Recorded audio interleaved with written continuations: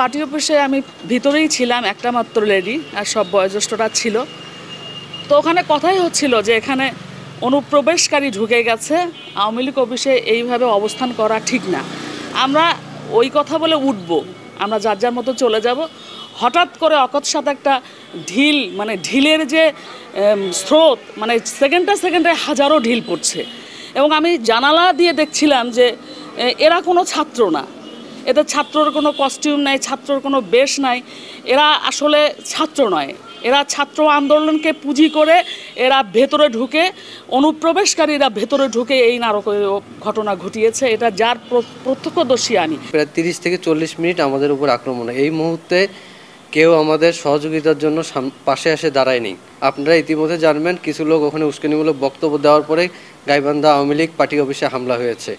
আমরা প্রত্যক্ষভাবে দেখছি তাদের উস্কানিতেই বহিরাগত এবং ছাত্রদল, বিএনপির, জামাত শিবিরের অনেক প্রশিক্ষিত ক্যাডাররা পরিকল্পিতভাবে বাংলাদেশ আওয়ামী লীগ অফিসে হামলা করে।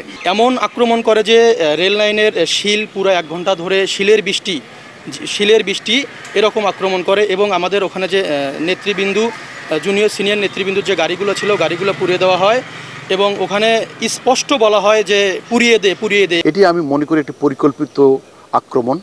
এটির সঙ্গে সাধারণ ছাত্র বা ছাত্রী যারা কোঠাবিরোধী আন্দোলন করছেন তাদের এদের সঙ্গে কোনো সম্পর্ক নেই।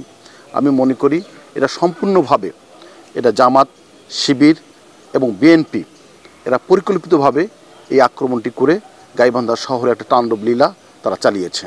আওয়ামী লীগ অফিসেও আগুন লাগানোর চেষ্টা করা হয়েছিল। এক পর্যায়ে আমরা যখন অফিস থেকে বের হয়ে এদিক ওদিক পালানোর চেষ্টা করছি, বলা চলে সত্যিকার কথা।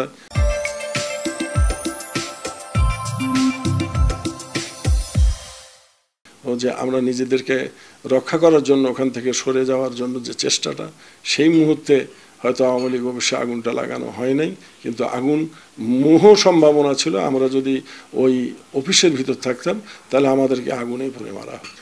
বৈষম্য বিরোধী কোটা সংস্কার আন্দোলনের ব্যানারে গাইবান্ধা জেলা থেকে একটা বিক্ষোভ মিছিল শহর প্রদক্ষিণ শেষে রেলগেটে এসে তারা বিক্ষোভ শুরু করে। তো বিক্ষোভের এক পর্যায়ে কিছু উশৃঙ্খল বিক্ষোভকারী তারা পুলিশের উপর অতর্কিতভাবে ইট এবং রেললাইনের পাথর নিক্ষেপ শুরু করে। পুলিশ সর্বোচ্চ পেশাদারিত্ব নিয়ে ধৈর্যের পরিচয় দেয়, কিন্তু এক পর্যায়ে যখন তারা পাশে অবস্থিত পার্টি অফিসে হামলা করে তখন উশৃঙ্খল জনতাকে ছত্রভঙ্গ করার জন্য আমরা টিয়ার সেল নিক্ষেপ করি।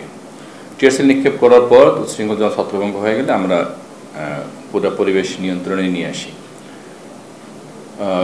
ঘটনায় আমাদের বিক্ষোভকারীদের, উশৃঙ্খল বিক্ষোভকারীদের ইট পাটকেলের আঘাতে আমাদের কয়েকজন পুলিশ সদস্য আহত হয়। আমরা এই সংক্রান্তে পুলিশকে আক্রমণ করার জন্য আমরা একটা মামলা করেছি। পার্টি অফিস ভাঙচুর এবং পার্টি অফিসের সামনে মোটরসাইকেল আগুন দেওয়ার জন্য আওয়ামী লীগের পক্ষ থেকে একটা মামলা করা হয়েছে। এই 2টা মামলার জন্য আমরা এখন পর্যন্ত আমরা 46 জনকে গ্রেপ্তার করতে সক্ষম হয়েছি। সিসি ফুটেজ আছে, ভিডিও ফুটেজ আছে, এগুলো দেখে শনাক্ত করে আমরা বাকি আসামিদেরকে গ্রেপ্তার করবো এবং আইনের আওতায় আনবো।